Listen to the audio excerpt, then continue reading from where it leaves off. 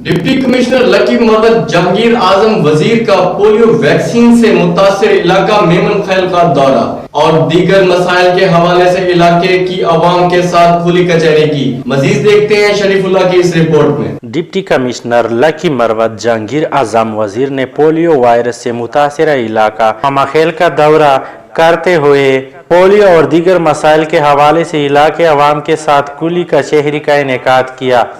انہوں نے علاقے میں پولیو سے انکاری والدین کی تعداد میں اضافے پر افسوس کا اظہار کیا اور پولیو جیسے موذی اور لاعلاج مرض کے خاتمے کے لیے مشران سے خصوصی تعاون کی اپیل کی۔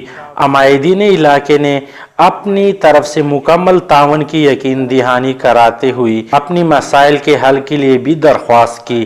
ان مسائل میں راستوں کی خرابی، BHU میں ڈاکٹر کی عدم موجودگی، منشیات اور ہوائی فائرنگ شامل ہے۔ ڈپٹی کمشنر لکی مروت جہانگیر اعظم وزیر نے کھلی کچہری میں اکثر مسائل کے حل کے لیے موقع پر متعلقہ حکام کو ہدایات جاری کر دیے۔ کیمرہ مین رفیع اللہ کے ساتھ شریف اللہ، راز نیوز، لکی مروت۔